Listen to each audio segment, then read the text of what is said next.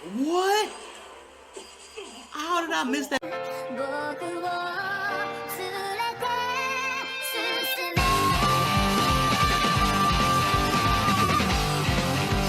Welcome to TOOC Reactions. I'm Quan, and today we got ViniiTube top 10 villain introductions to anime. Now, some of my favorites like Goku Black, Madara, when they showed up, you know they came to wreck shit. But I wonder who else is gonna be on this list. But without further ado, let's do this. The Beast Titan. We open this list with Beast Titan's introduction.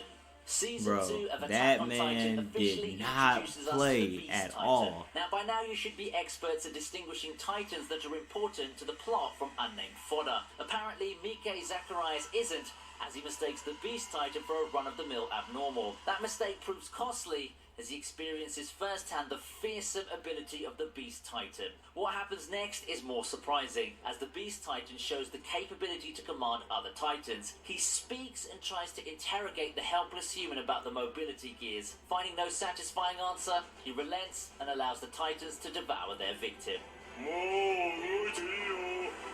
Yeah, it's a wrap for your ass now, boy.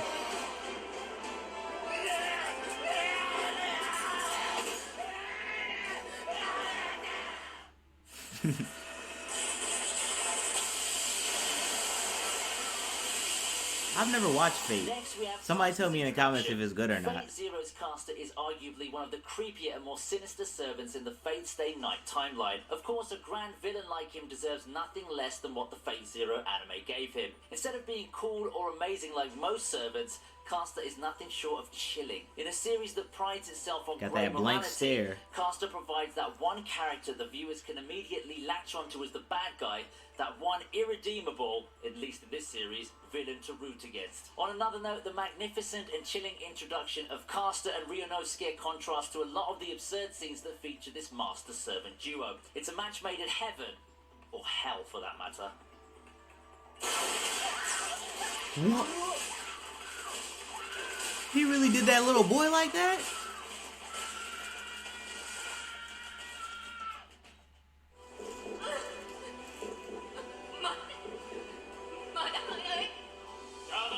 Who's this? Next up is Meruem's introduction. Oh yeah, in the 8th Meruem. spot. Is it safe He to was say that guy. the Chimera Ant arc elevated Hunter x Hunter to the upper echelons of shonen anime? Much of it has to do with the development of Meruem and the philosophical questions raised throughout the journey of this antagonist. It goes without saying that the development would have been as impactful if the introduction wasn't up to par. At the moment of Meruem's premature birth, everyone immediately saw how he'd factor into the story. When his mother feels him trying to come out, she screams that it's too soon, and then he literally tells her to shut up and forcibly rips himself out of his sack. When Peggy rushes to help That's her, badass. Meruem cuts him down with a whip of his tail.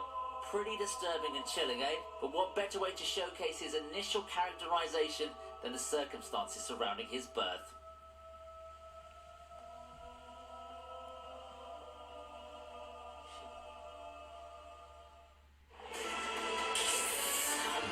Goku Black.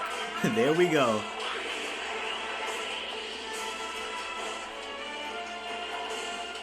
Now we take a look at Goku Black, the 7th entry on the list.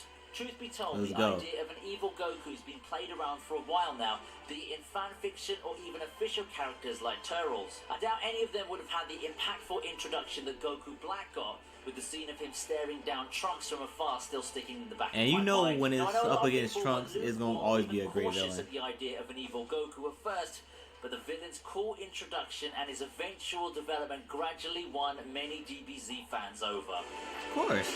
How can you not like Trunks?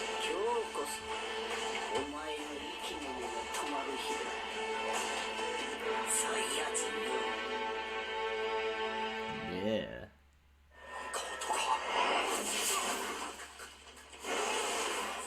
What's this?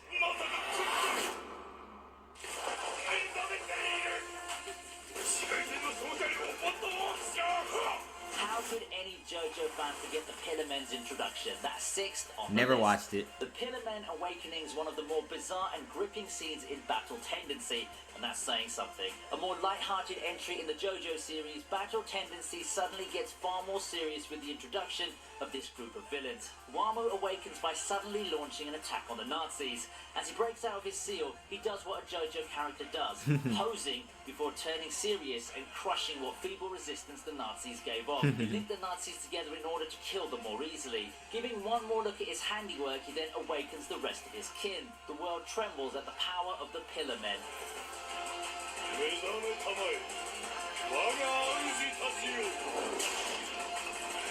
That was actually pretty dope. I'm gonna be honest.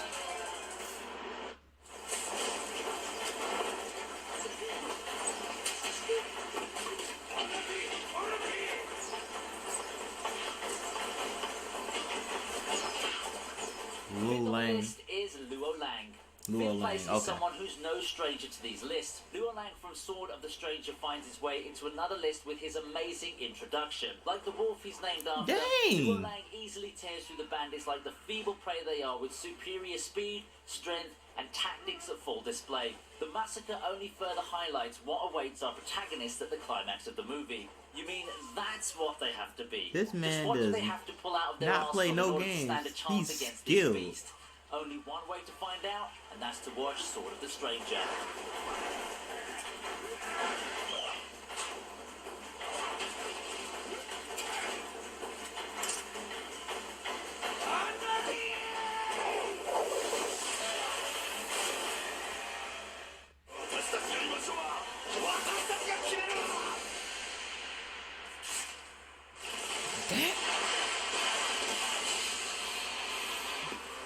What?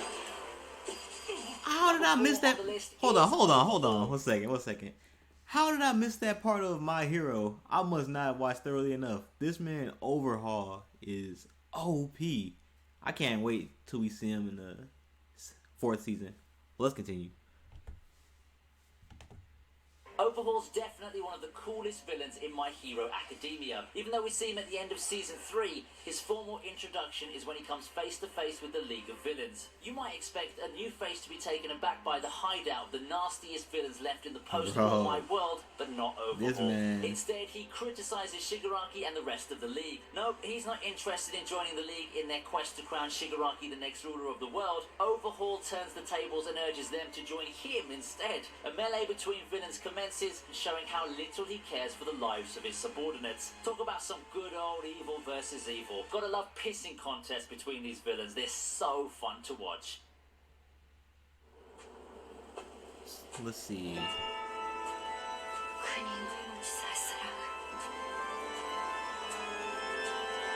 Now I heard about this one, but I've never watched this one either yet.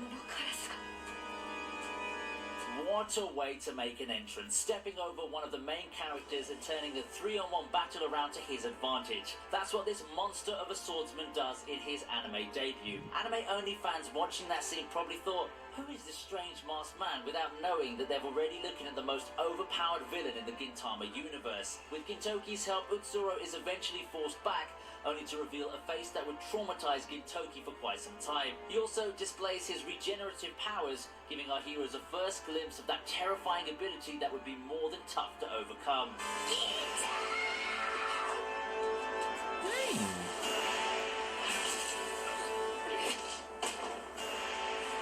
That man is too strong.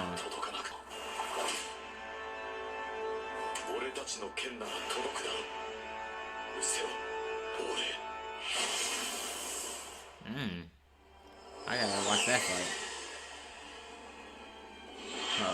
The big dog Kaito. Kaito is a runner-up, placing second on this top 10 list. Kaito's introduction in One Piece's anime is simplistic. The huge beast pirate jumps off a sky island looking for a place to die. Unfortunately for him, he survives the fall and lands on an island surrounded by pirates way out of his league. You could guess what happened right after to those poor pirates, can't you? What makes his introduction extra special is the narration and the music. While he descends from the sky, nothing else can be heard but a long narration of his past deeds going along with ominous music. With line after line of hype, you can see how powerful this humongous villain is. Nothing better than having narration and serious music hyping up your first appearance. 死に場所を求める男の名は百獣のカイドウ。